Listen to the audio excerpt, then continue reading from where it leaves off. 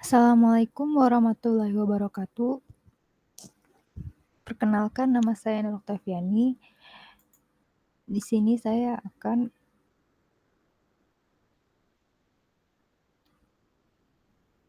share screen mengenai materi yang akan saya jelaskan.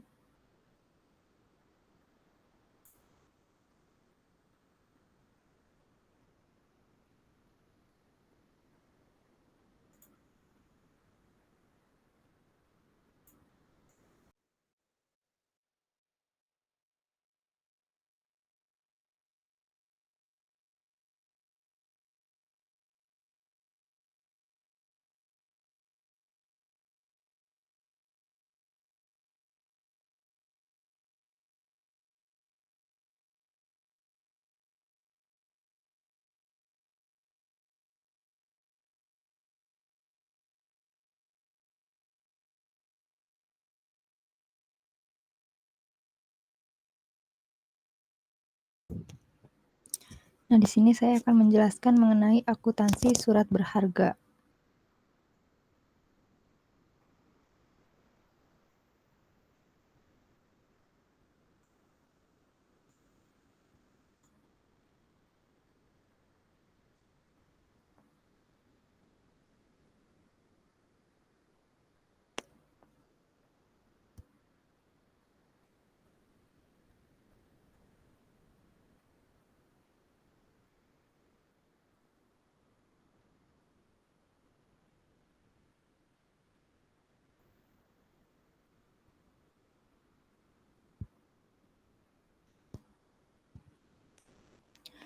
Akuntansi surat berharga.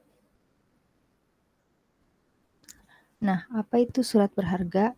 Surat berharga adalah dokumen yang mempunyai nilai berharga berupa uang yang sudah diakui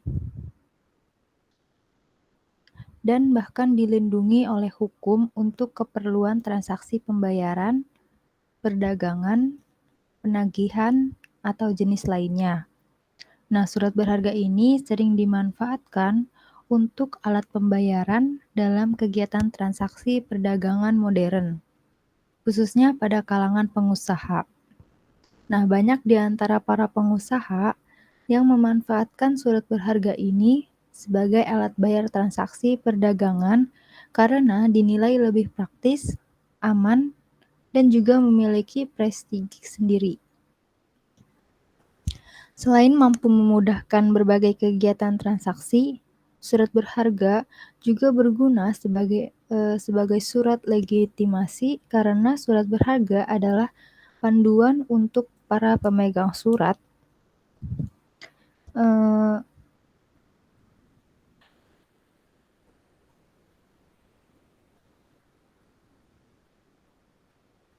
pemegang surat yang dinilai sebagai pihak yang mampu melakukan ataupun memiliki suatu hak tertentu. Nah, pada umumnya, surat berharga ini memiliki kesamaan, ciri-ciri, dan persyaratan tertentu. Nah, ciri-ciri tersebut itu berbentuk dokumen tertulis, terus harus memiliki nama, lalu terdapat beberapa tanda tangan dari pihak terkait, berisi perintah atau janji tanpa syarat, lalu terdapat nama orang yang membayar, dan terdapat keterangan waktu pembayaran yang harus dilakukan.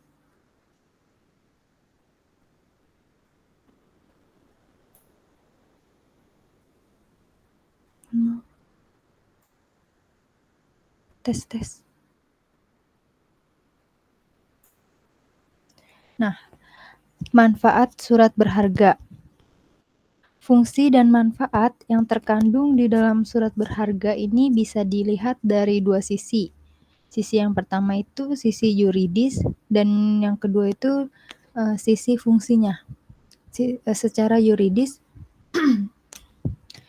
itu dilihat dari sisi yuridisnya, berarti surat berharga bermanfaat sebagai alat pembayaran, alat pemindahan hak tagih karena sudah diperjualbelikan, dan juga sebagai surat legitimasi atau surat bukti tagih yang sah.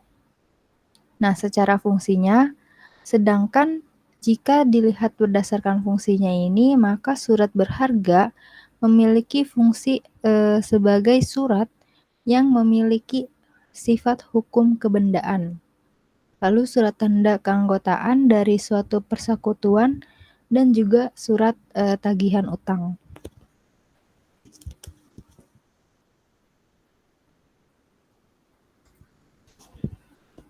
Nah, di sini ada unsur-unsur surat berharga. Surat yang pertama itu surat bukti tuntutan utang. Maksudnya itu seperti yang sudah diketahui, surat adalah akta. Sedangkan akta adalah suatu surat yang sudah ditandatangani dan sengaja diterbitkan agar bisa digunakan sebagai suatu alat bukti. Untuk itu, akta ini adalah tanda bukti dari adanya ikatan utang dari penandatanganan.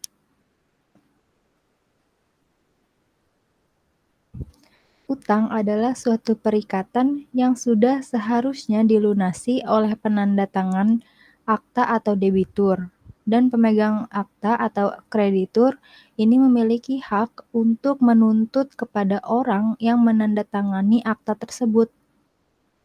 Nah, tuntutan tersebut juga bisa diperoleh dalam bentuk uang atau cek berdasarkan berbentuk benda atau konsumen, dan juga bisa berbentuk tuntutan atau charter party.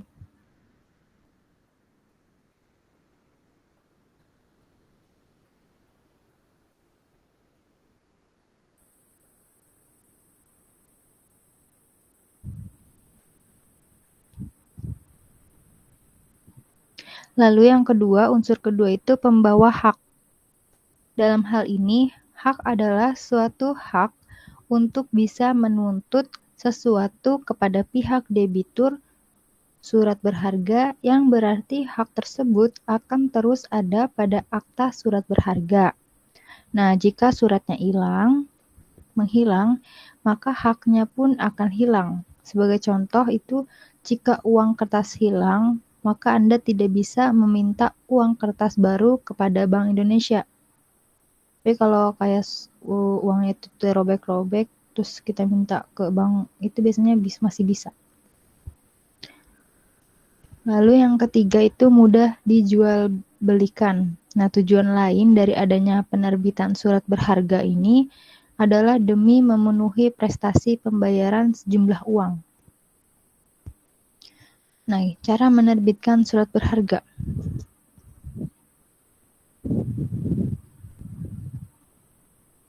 Tes.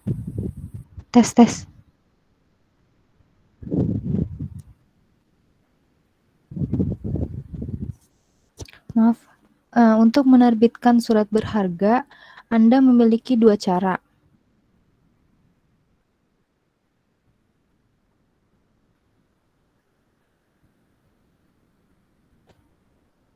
Tes. Nah, untuk menerbitkan surat berharga, Anda memiliki dua cara. Yang pertama, Anda bisa langsung menerbitkannya secara langsung kepada pihak investor jangka panjang seperti pada lembaga keuangan. Pada umumnya, proses penerbitan langsung ini akan dilakukan oleh lembaga keuangan yang mempunyai kebutuhan tetap atas pinjaman dana yang nilainya itu cukup besar dan memilih menerbitkannya langsung agar lebih ekonomis dibandingkan dengan memanfaatkan suatu pialang investasi.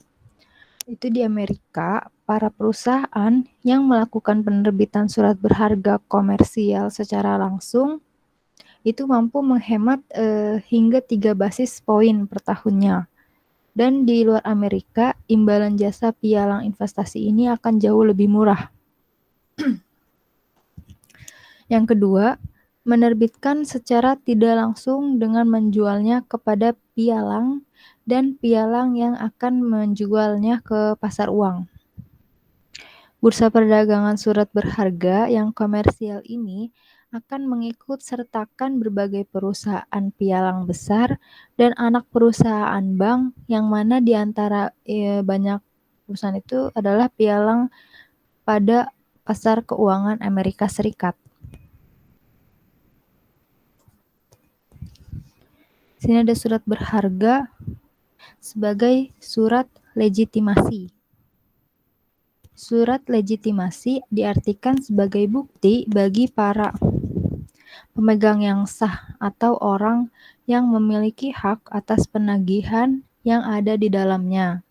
Nah, asas legitimasi ini digunakan untuk memperlancar peredaran surat berharga dalam lalu lintas pembayaran yang sesuai dengan fungsi penerbitan surat berharga. Nah, berdasarkan KUHD, itu terdapat 2 jenis surat legitimasi. Yang pertama, legitimasi formil. Nah, legitimasi formil ini adalah bukti bahwa surat berharga tersebut diklaim sebagai seorang yang memiliki hak atas tagihan di dalamnya. Karena jika pemegang surat berharga tersebut tidak mampu membuktikannya secara formil sesuai peraturan undang-undang, maka tidak bisa dikatakan sebagai pemilik surat berharga yang sah. Lalu yang kedua, legitimasi material. Nah, legitimasi material ini adalah suatu bukti pemegang surat berharga yang sebenarnya kesimpulan dari adanya legitimasi ini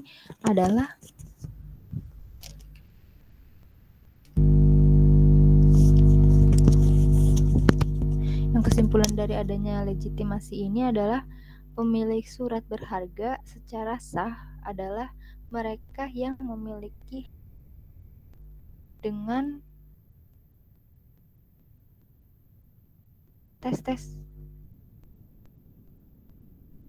memiliki hak tagih dengan tanpa mengesampingkan adanya nilai surat dengan adanya nilai kebenaran material di dalamnya.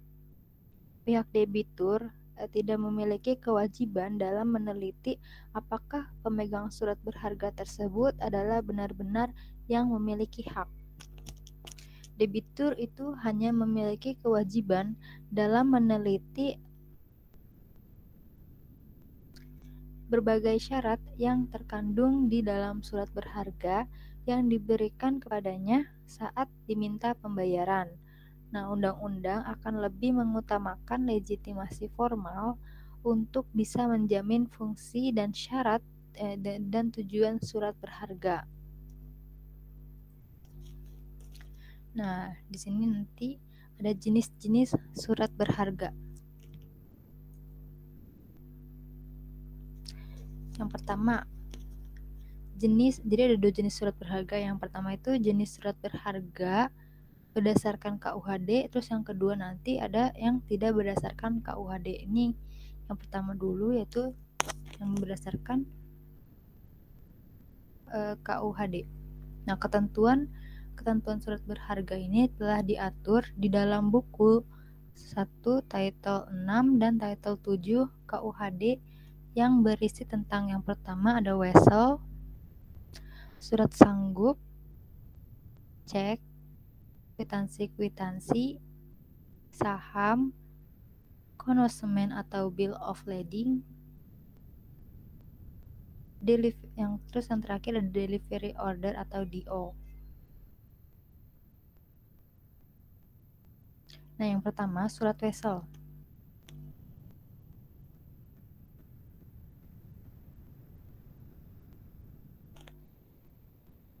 Surat wesel ini adalah surat berharga yang memuat kata wesel di dalamnya. Nah, diberikan tanggal dan ditandatangani di suatu tempat. Dalam mana si penerbit memberi perintah tanpa syarat kepada tersangkut untuk pada hari membayar sejumlah uang kepada orang atau penerima yang ditunjuk oleh penerbit atau penggantinya di suatu tempat tertentu. Nah, wesel ini adalah suatu surat berharga bertanggal dan menyebutkan tempat penerbitnya yang merupakan perintah tanpa syarat oleh penarik untuk membayar kepada pihak pemegang atau ditunjuk oleh pemegang tersebut. Nah, di sini ada syarat-syarat formil wesel dalam pasal 100 KUHD bahwa suatu surat wesel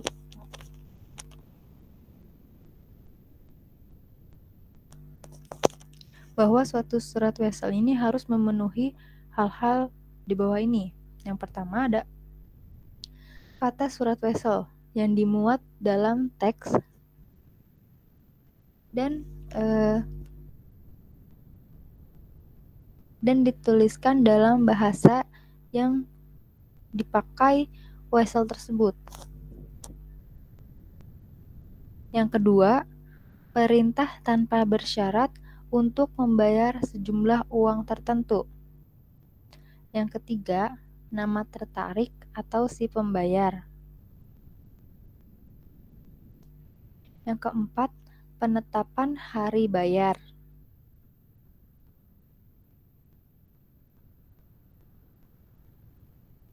Yang kelima, penetapan tempat pembayaran. Yang keenam, nama orang kepadanya atau kepada orang yang ditunjuknya wesel tersebut harus dibayar. Yang ketujuh, tanggal dan tempat wesel ditarik atau diterbitkan. Dan yang terakhir, tanda tangan penerbit.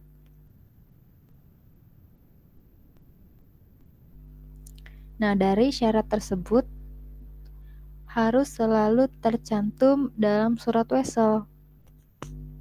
Jadi tidak dipenuhinya salah satu syarat tersebut, maka surat itu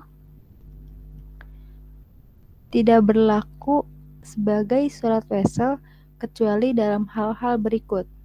Yang pertama, kalau tidak ditetapkan hari bayarnya, maka wesel itu dianggap harus dibayar pada hari ditunjukkannya atau wesel tunjuk.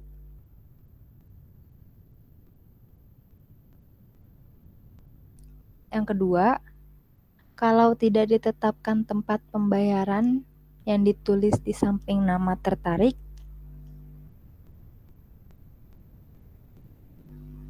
dianggap sebagai tempat pembayaran dari tempat di mana tertarik berdomisili.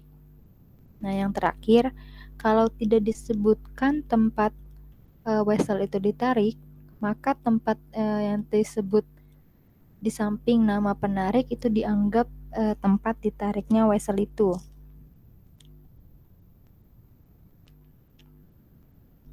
Kita lanjut ke macam-macam wesel. Yang antara lain, maaf sebentar.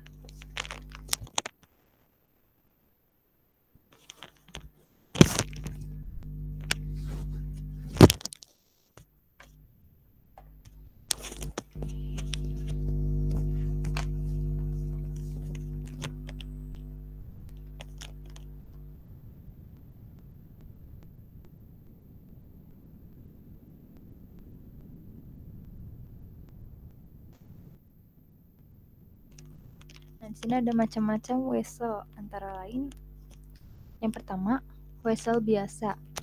Ini adalah surat wesel di mana terdapat semua pihak yang berhubungan dengan wesel tersebut. Yang kedua, ada wesel atas pengganti penerbit, yaitu wesel yang diterbitkan untuk diri penarik sendiri. Yang ketiga, wesel atas penerbit sendiri. Itu maksudnya wesel yang diterbitkan oleh penarik, tetapi pihak tertarik ini adalah pihak penarik itu sendiri. Gimana tuh? Yang keempat, wesel untuk penghitungan pihak ketiga. Maksudnya, wesel yang tidak diterbitkan oleh penarik sendiri. Tes.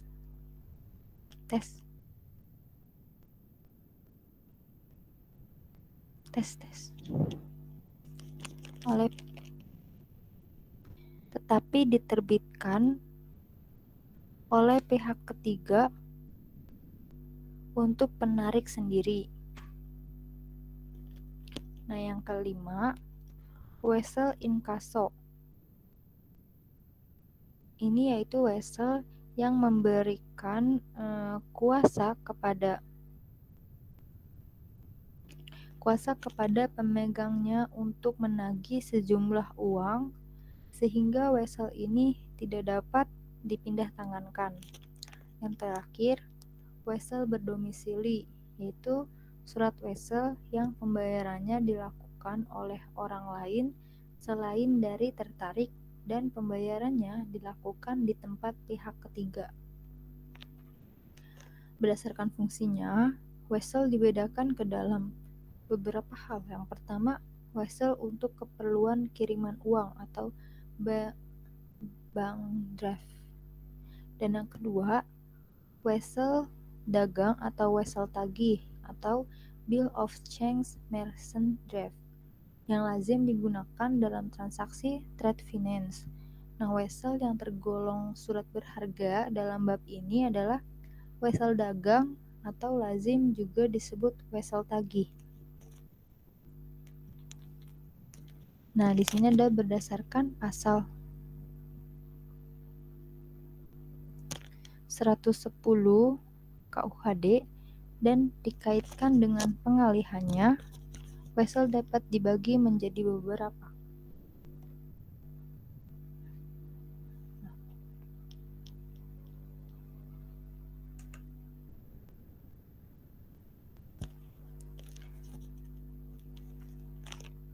Yang pertama,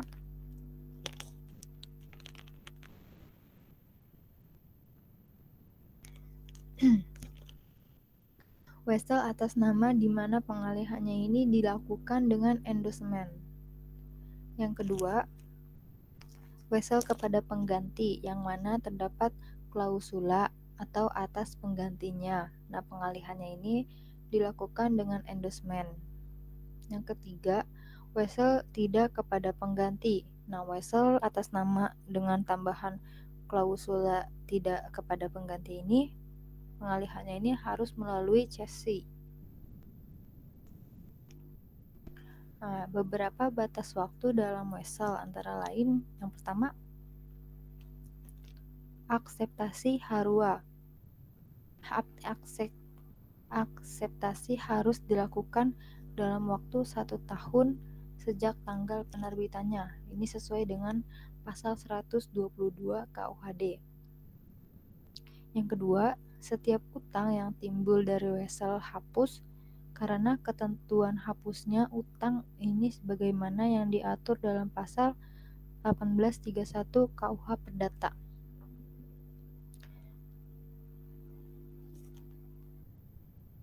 Lalu yang ketiga, hari bayar. Nah, yang pertama, saat ditunjukkan atau wesel unjuk.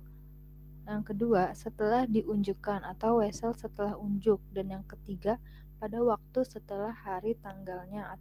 Dan yang keempat, suatu hari yang tercantum. Nah, segala tuntutan hukum terhadap akseptan harus berakhir selambat-lambatnya 3 tahun setelah wesel diterbitkan, dan segala tuntutan hukum terhadap endorsement harus berakhir selambat-lambatnya 1 tahun setelah wesel diterbitkan. Nah, yang B, surat sanggup atau promise atau promissory notes. Nah, dalam undang-undang tidak terdapat definisi promise. Namun dari sifatnya, promise dapat digolongkan ke dalam 4 surat tagihan utang. Dasar hukum surat sanggup adalah pasal 174 sampai dengan pasal 177 KUHD. Nah, ada syarat formal dari promise ini. Yang pertama ada memuat kata surat sanggup atau promise atas kepada pengganti. Lalu kesanggupan tak bersyarat untuk membayar sejumlah utang tertentu. Lalu penunjukan hari bayar. Lalu penempatan tempat di mana pembayaran ini harus terjadi.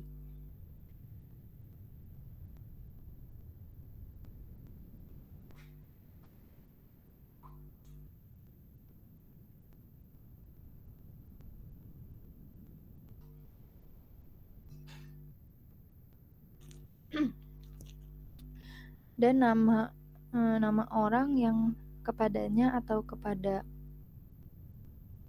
orang lain yang ditunjuk olehnya pembayaran harus dilakukan, dan lalu tanggal dan tempat surat sanggup ditandatangani, dan tanda tangan orang ini yang mengeluarkan surat sanggup.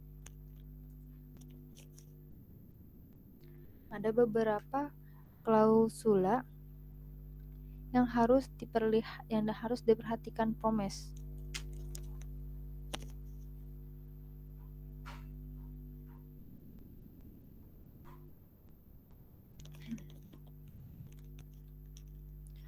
Yang pertama, jika pada hari bayarnya tidak ditunjukkan, maka dianggap dapat dibayar. Yang kedua, jika dasar bunga tidak ditentukan, maka bunga dianggap tidak ada. Yang ketiga, jika tempat penerbitan tidak disebutkan, maka tempat pendanaan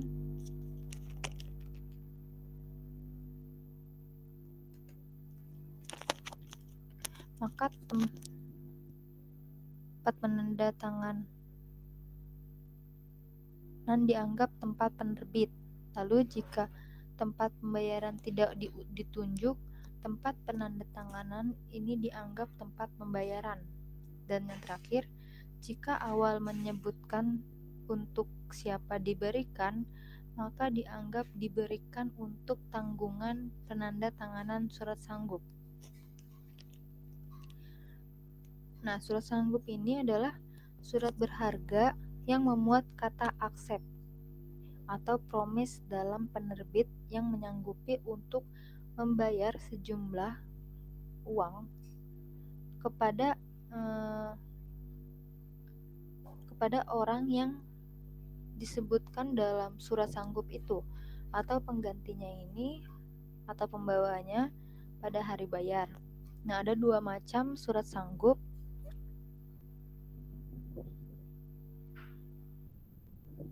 yaitu surat sanggup kepada pengganti dan surat sanggup kepada pembawa, atau untuk memudahkan menyebutkan surat sanggup kepada pengganti dengan surat sanggup saja, dengan kata surat sanggup saja.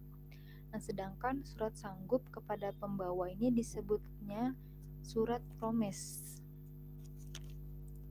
Nah, surat sanggup ini mirip dengan surat wesel, tetapi beberapa syarat pada surat wesel ini tidak berlaku pada surat sanggup. Perbedaannya dengan surat wesel yaitu yang pertama, surat sanggup ini tidak mempunyai tersangkut. Yang kedua, penerbit dalam surat sanggup tidak memberi perintah untuk membayar, tetapi menyanggupi untuk membayar. Yang ketiga, penerbit surat sanggup tidak menjadi debitur regres, tetapi debitur surat sanggup. Yang keempat, penerbit tidak menjamin seperti pada penerbit wesel, tetapi melakukan pembayaran sendiri sebagai debitur surat sanggup.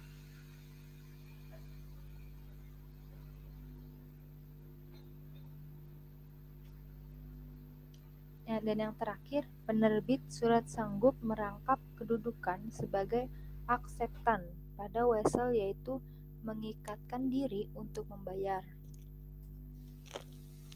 Nah, perbedaan antara surat sanggup dengan surat utang, yaitu surat sanggup ini dapat diperjualbelikan.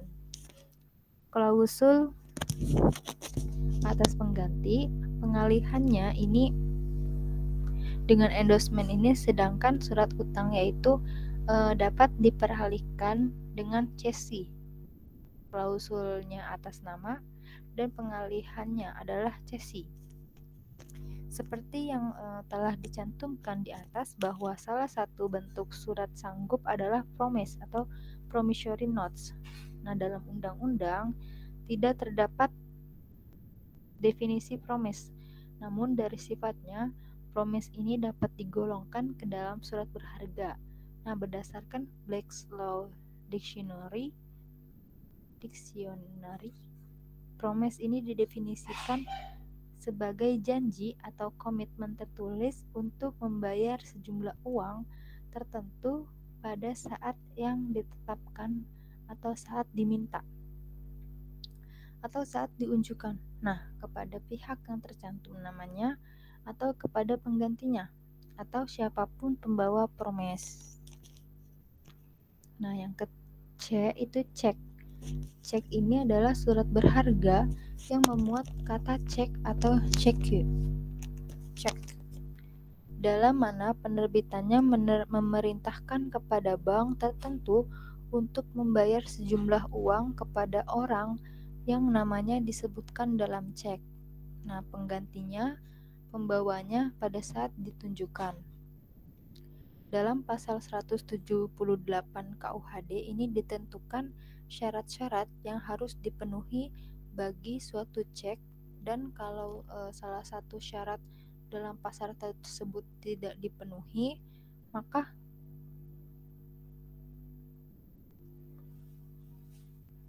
kertas itu tidak dapat diperlakukan sebagai cek.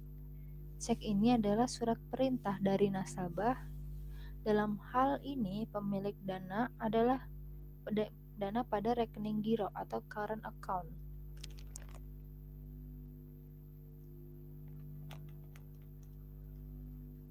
Kepada tertarik, dalam hal ini bank untuk membayar tanpa syarat sejumlah dana kepada pemegang pada saat ditunjukkan yang berfungsi sebagai alat pembayaran tunai.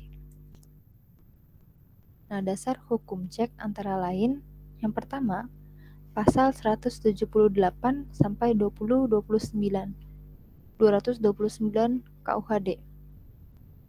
Lalu SEBI nomor 8/7/UPPB tertanggal 16 Mei 1975 tentang cek atau biliet giro kosong.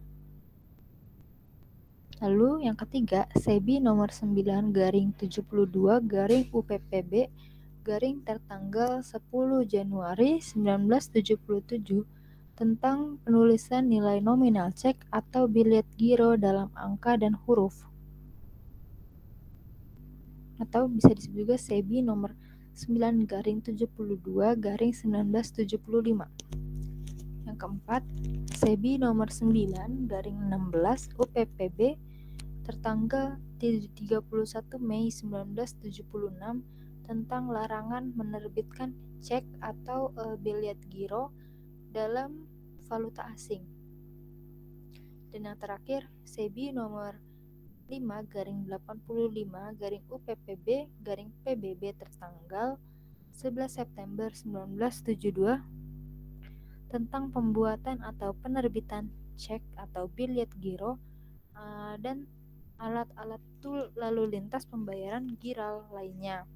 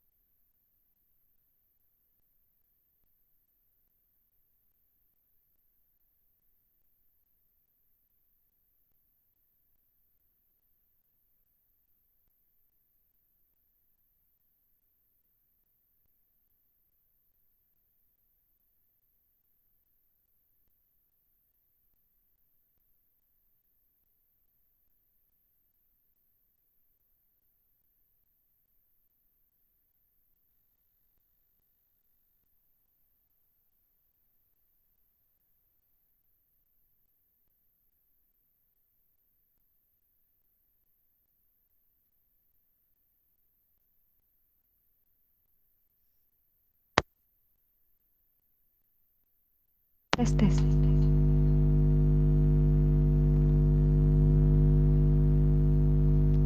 Tes tes. Maaf sebelumnya.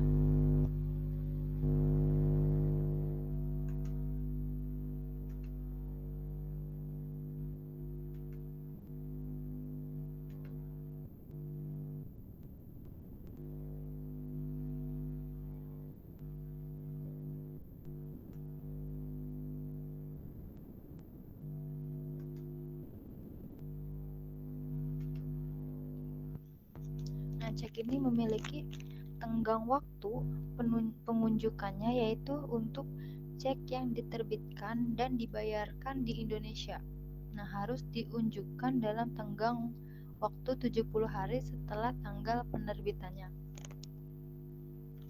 Ini sesuai pasal 206 KUHD.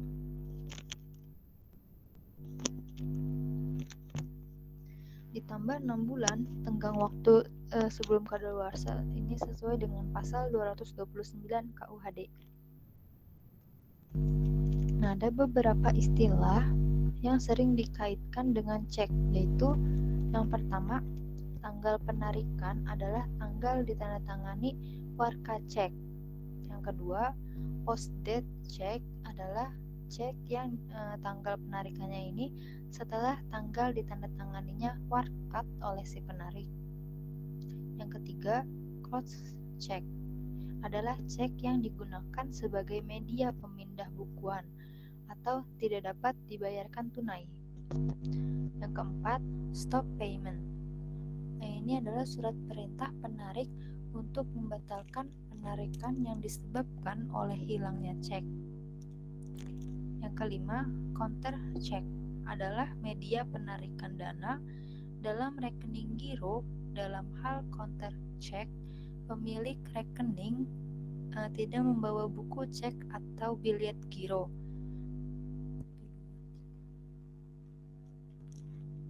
Yang kedelapan, inkaso pasal 183 KUHD adalah perintah atau kuasa untuk menagihkan sejumlah uang yang tertera dalam cek.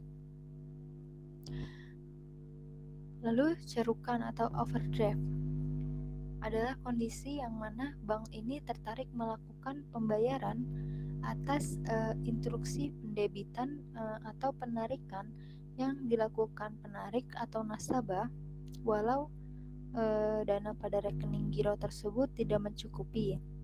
Dan yang terakhir, cek kosong atau blank check adalah tolakan terhadap cek yang ditarik dikarenakan saldo rekening tidak cukup dan atau rekening telah ditutup dan alasan lain. Nah, yang D, kwitansi dan promis atas tunjuk. Nah, kwitansi atas tunjuk adalah suatu syarat yang memberikan hak atas penandatanganan dan pengalihan hak atas utang. Ini menurut Mr. CHR Zevenbergen yang dikutip oleh Emi Pangaribuan. Kwitansi atas tunjuk adalah suatu surat yang ditanggali diterbitkan oleh penandatangannya terhadap orang lain untuk suatu pembayaran sejumlah uang yang ditentukan di dalamnya kepada penunjuk atau atas unjuk pada waktu diperlihatkan. Nah, dalam kwitansi atas tunjuk tersebut tidak disyaratkan tentang selalu adanya klausula atas tunjuk. Nah, kwitansi atas tunjuk ini atau maupun promis atas tunjuk diatur dalam pasal 2029T 229 K kwitansi atas tunjuk, yang pengertiannya kwitansi berasal dari bahasa Belanda yang artinya tanda pembayaran. Resep bahasa Inggris tanda terima atau tanda bayar pembebasan. Pembebasan orang yang namanya tercantum dalam surat itu dan kemudian menguasai ini dianggap telah memenuhi pembayaran dan diperintahkan untuk penandatangan. Tetapi perintah pembayaran dalam kwitansi itu bukanlah perintah pembayaran dalam arti sebenarnya, melainkan hanya merupakan bentuk perintah perintah tidak langsung dan menggunakan kata terima. tes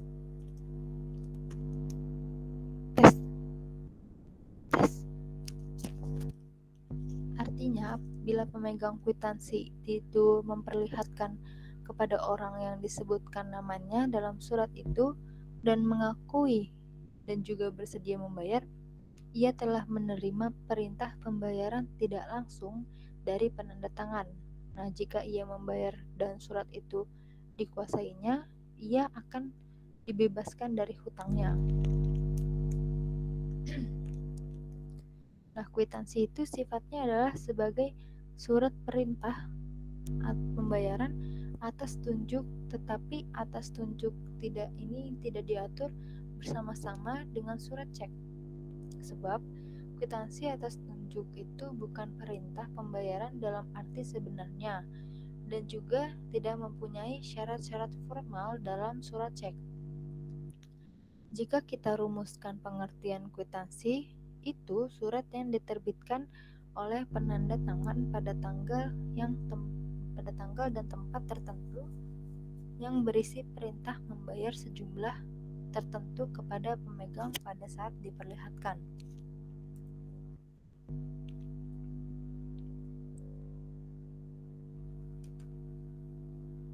Nah, di sini ada penerbitan kwitansi.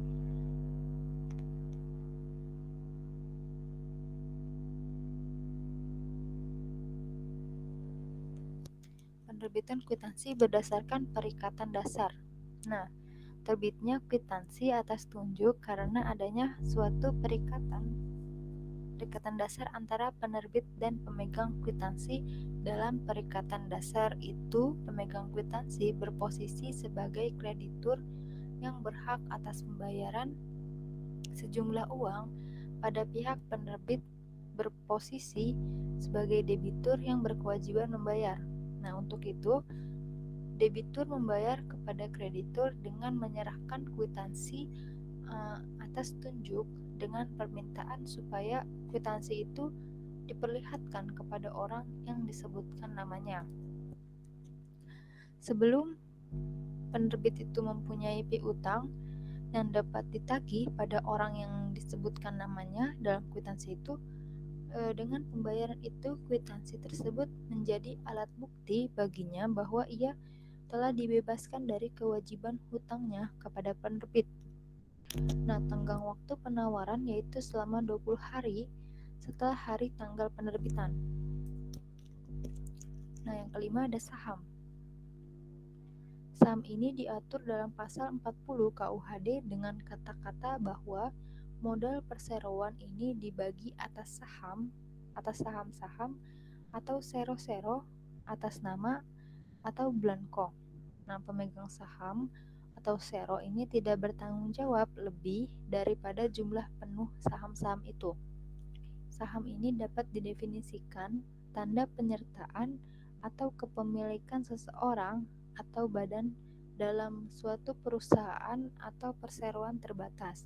Nah, wujud saham adalah selembar kertas yang menerangkan bahwa pemilik kertas tersebut adalah pemilik perusahaan yang menerbitkan surat berharga tersebut. Nah, porsi kepemilikan ini ditentukan oleh seberapa besar penyertaan dan yang ditanamkan di perusahaan tersebut. Ada beberapa sudut pandang untuk membedakan saham. Nah, yang pertama ini ditinjau dari segi kemampuan dalam hak tagih atau klaim. Ada dua. Yang pertama, saham biasa atau common stock memiliki klaim kepemilikan pada penghasilan dan aktiva yang dimiliki perusahaan. Nah, pemegang saham ini biasa memiliki kewajiban yang terbatas. Artinya, jika perusahaan bangkrut, kerugian Maksimum yang ditanggung oleh pemegang saham adalah sebesar investasi pada saham tersebut. Yang B, saham preferred atau preferred stock. Nah, saham yang memiliki karakteristik gabungan antara obligasi dan saham biasa ini karena bisa menghasilkan pendapatan tetap atau seperti bunga obligasi, tetapi juga bisa tidak mendatangkan hasil seperti yang dikehendaki investor. Nah, serupa dengan saham biasa karena mewakili kepemilikan ekuitas dan diterbitkan tanpa tanggal jatuh tempo yang tertulis di atas lembaran saham tersebut dan membayar dividen. Nah, persamaannya dengan obligasi adalah adanya klaim atas laba dan aktiva sebelumnya. Dividennya ini tetap selama masa berlaku dari saham dan memiliki hak tebus dan dapat dipertukarkan atau convertible dengan saham biasa. Yang kedua, itu ditinjau dari cara peralihannya. Yang pertama, ada saham atas unjuk atau greater stock. Pada saham tersebut tidak tertulis nama pemiliknya agar mudah dipindahkan dari satu investor ke investor lainnya. Nah, secara hukum, siapa yang memegang saham tersebut, maka dialah diakui sebagai pemiliknya dan berhak untuk ikut hadir dalam RUPS.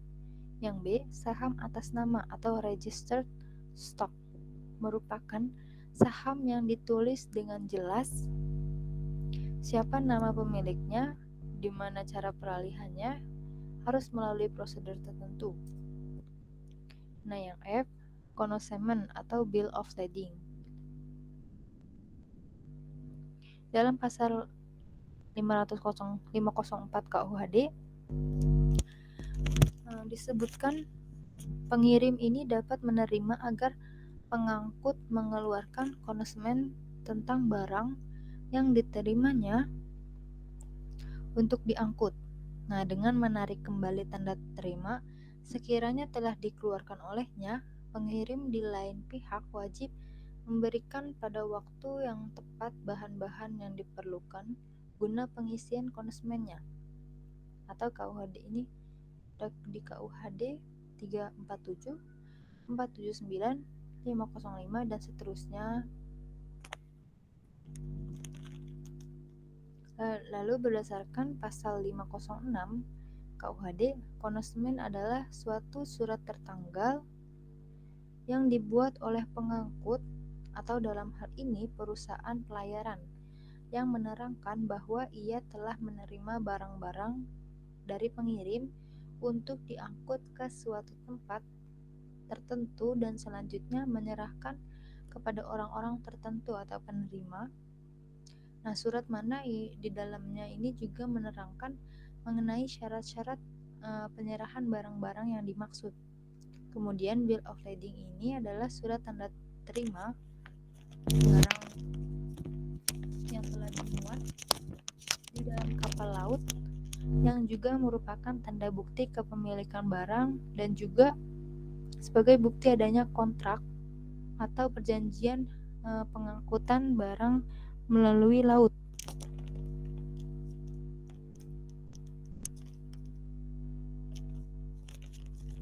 Nah, fungsi pokok bill of lading adalah yang pertama, bukti tanda penerimaan barang, yaitu barang-barang yang diterima oleh pengangkut atau carrier dari shipper atau pengirim barang atau eksportir ke suatu tempat tujuan dan selanjutnya menyerahkan barang-barang tersebut kepada pihak penerima atau konsigni atau importir. Yang kedua, bukti pemilikan atas barang atau document of title yang menyatakan bahwa barang yang memegang bill of lading ini merupakan pemilik dari barang-barang yang tercantum pada bill of lading. Yang ketiga, bukti perjanjian pengangkutan dan penyerahan barang antara pihak pengangkut dan dengan penerima. Jenis-jenis bill of lading antara lain, yang pertama, Receipt of Shipment Bill of Lading. Yang kedua, Shipment on Board bill of lading, yaitu bill of lading yang dikeluarkan apabila perusahaan perkapalan yang bersangkutan bahwa barang-barang yang akan dikirim benar-benar telah berada atau dimuat di atas kapal. Yang ketiga, short form bill of lading, yaitu hanya mencantumkan catatan singkat tentang barang yang dikapalkan atau tidak termasuk syarat-syarat pengangkutan. Yang keempat, long form bill of lading, yaitu memuat seluruh syarat-syarat pengangkutan secara terperinci. Yang kelima, short bill of lading, yaitu dikeluarkan apabila terjadi transshipment akibat dari tidak tersedianya jasa langsung ke pelabuhan tujuan. Yang keenam, Combined Transport Bill of Lading, yaitu yang digunakan pada saat terjadinya transshipment dilanjutkan kemudian dengan pengangkutan darat. Lalu Charter Party Bill of Lading, yaitu yang digunakan apabila pengangkutan barang ini menggunakan charter atau sewa barang sebagian dari sebuah kapal. Lalu Liner Bill of Lading, yaitu yang dikeluarkan untuk pengangkutan barang dengan kapal yang telah memiliki jalur perjalanan serta persinggahan yang terjadwal dengan baik. Lalu Delivery Order atau DO. Pasal 510 KUHD menentukan bahwa pemegang yang sah berhak menuntut penyerahan barang di tempat tujuan dengan isi konsumennya, kecuali bila ia menjadi pemegang tidak sah menurut hukum.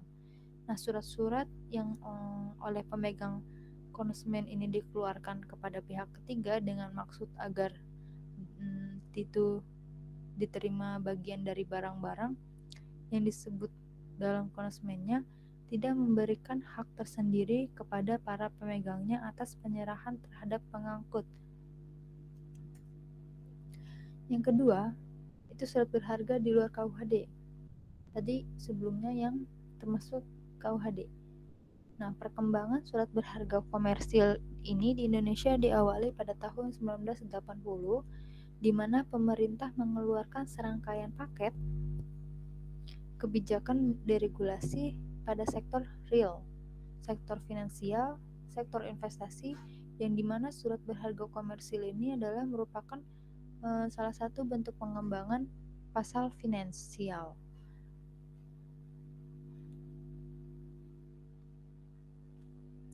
Ada beberapa jenis surat berharga yang dikenal dan diatur di luar KUHD, yang antara lain A. Biliet giro. Nah,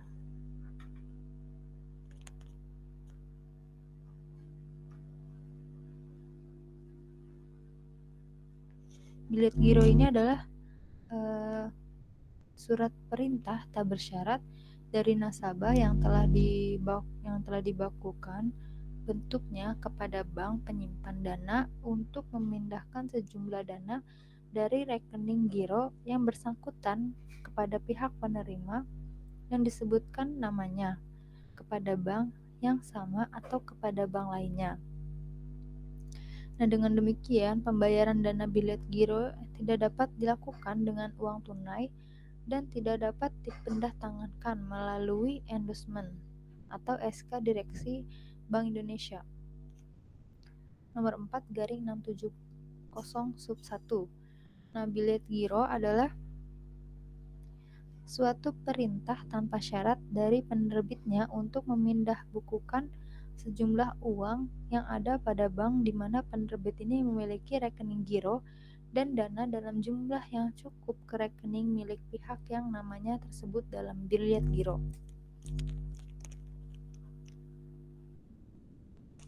Nah, yang A, pihak-pihak dalam biliet giro. Ada penarik, bank penyimpan dana atau tertarik, lalu bank penerima dan pemegang. Yang B, syarat-syarat formal suatu biliet giro. Ada nama dana, nomor biliet giro yang bersangkutan, nama bank penyimpan dana atau tertarik, perintah tanpa syarat untuk memindahbukukan, nama dan nomor rekening pemegang, nama bank penerima, tempat dan tanggal penarikan, tanda tangan penarik dan stempel jika merupakan badan hukum, dan yang terakhir penyebutan jumlah uang yang diperintah transfer. Nah, perlu Anda ketahui bahwa kedudukan bilet giro dengan cek ini hampir sama. Hanya bedanya cek ini adalah alat pembayaran tunai, sedangkan bilet giro merupakan alat pembayaran yang bersifat giral dengan cara memindahbukukan sejumlah dana dari si penerbit. Nah, kemudian untuk kelemahan dari bilet giro itu tersendiri adalah yang bisa menerima hanya orang tertentu saja dengan alasan si penerima ini harus mempunyai rekening di bank tempat memindahbukukan. Nah, ini dia beberapa alasan orang menggunakan bilet giro. Yang pertama karena bebas biaya materai. Yang kedua karena lebih aman, karena kalau tercecer ini tidak bisa diuangkan dikarenakan surat tersebut jadi berharga jika namanya tercantum. Yang ketiga karena orang ini tidak mungkin mengajukan sebelum tanggal efektif. Dan yang keempat, kalau menggunakan bilet giro, orang merasa sudah sampai kepada sasaran karena bilet giro tidak mungkin dipindah tangankan. Dan yang terakhir, bilet giro dapat dilakukan sebelum tanggal efektif.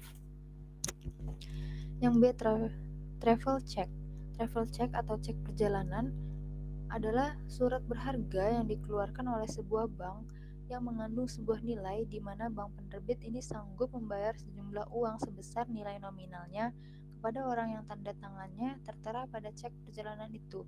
Nah, apabila kita cermati fungsi dan peranan cek perjalanan adalah yang pertama bahwa seseorang yang melakukan perjalanan ini tidak perlu lagi membayar uang tunai dalam jumlah yang banyak.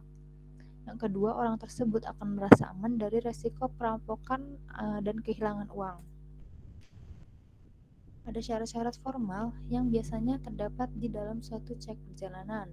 Yang pertama ada nama travel check secara tersendiri, nilai nominal dari travel check, nama bank yang mengeluarkan, nomor seri dari tanggal pengeluaran cek perjalanan, tanda tangan yang berpergian pada waktu pembelian TC, tanda tangan pada waktu penguapan cek perjalanan, lalu perintah pembayar tanpa syarat dapat dibayarkan sebagai alat pembayaran yang sah, dan tanda tangan dari bank penerbit.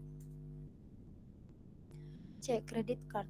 Nah, salah satu produk surat berharga yang populer saat ini adalah credit card. Credit card ini atau kartu kredit ini adalah kartu plastik yang dikeluarkan oleh issuer, yaitu bank atau lembaga keuangan lainnya, yang fungsinya adalah sebagai pengganti uang tunai. Nah, pendekatan pemanfaatan kartu kredit hanya dilakukan dari segi kebutuhan ekonomi, melainkan harus didukung pula oleh pendekatan hukum atau legal approach, sehingga diakui dan berlaku dalam hubungan hukum bisnis. Nah, dalam hubungan hukum kartu kredit selalu terdapat dua perjanjian, yaitu perjanjian penerbitan kartu kredit dan perjanjian penggunaan kartu kredit. Kedua perjanjian tersebut dibuat berdasarkan asas kebebasan berkontrak. Nah, perjanjian penerbitan kartu kredit ini adalah persetujuan bilateral antara bank atau perusahaan pembiayaan sebagai penerbit dan pemegang kartu sebagai pihak peminjam uang. Perjanjian kartu kredit adalah salah satu bentuk perjanjian khusus yang tunduk pada ketentuan buku 2 KUH Perdata. Sumber hukum utama kartu kredit adalah perjanjian pinjam pakai habis dan perjanjian jual beli bersyarat yang diatur dalam buku 3 KUH Perdata. Aspek perdata kartu kredit. Nah, selain dari ketentuan-ketentuan dalam buku 3 KUHP Perdata yang relevan dengan kartu kredit, ada juga ketentuan-ketentuan dalam berbagai undang-undang di luar KUHP Perdata yang mengatur aspek perdata, perjanjian penerbitan, dan penggunaan kartu kredit. Nah, undang-undang yang dimaksud itu yang pertama Undang-Undang Nomor 19 Tahun 2003 tentang BUMN dan peraturan pelaksanaannya yang berlaku. Undang-undang ini apabila perusahaan kartu kredit bentuk perusahaan perseroan. Yang kedua, Undang-Undang Nomor 40 Tahun 2007 tentang perseroan terbatas dan peraturan pelaksanaannya. Berlakunya undang-undang ini apabila perusahaan kartu kredit berbentuk perseroan terbatas atau PT. Dan yang terakhir, Undang-Undang Nomor 8 Tahun 1999 tentang perlindungan konsumen, yang berlakunya undang-undang ini apabila perusahaan kartu kredit melanggar kewajiban dan larangan yang secara perdata merugikan konsumen. Nah, yang D, Miscellaneous Charge Order atau MCO. Ini suatu dokumen yang dikeluarkan oleh masing-masing maskapai penerbangan yang beroperasi secara internasional sebagai alat perintah pembayar untuk mengisi kembali tiket, balance pembayaran, dan lain-lain. Nah, tujuan mengeluarkan MCO ini adalah untuk penukaran, lalu pemberian servis kepada orang yang memanfaatkan pesawat udara, dan merupakan pengamanan keuangan untuk perseroan atau grup yang menggunakan fasilitas angkatan udara itu. Yang E, Letter of Credit. Nah, transaksi perdagangan ekspor-impor pada dasarnya dapat dilakukan dengan atau tanpa LC, Letter of Credit. Namun, karena LC melindungi kepentingan kedua belah pihak, eksportir dan importir, di mana bank ikut terlibat dan mengurangi resiko tertentu, maka transaksi LC lebih disenangi. LC memegang peranan penting dalam perdagangan internasional dan akan terus merupakan instrumen yang paling ampuh dalam jasa-jasa perbankan. Nah, faktor-faktor yang menjadi dasar terus berkembangnya penggunaan LC tersebut antara lain adanya pengawasan devisa di beberapa negara. Nah, ketidakpastian situasi perekonomian dan diberlakukan suatu cara bagi eksportir untuk melancarkan pembayaran barang-barang ekspornya.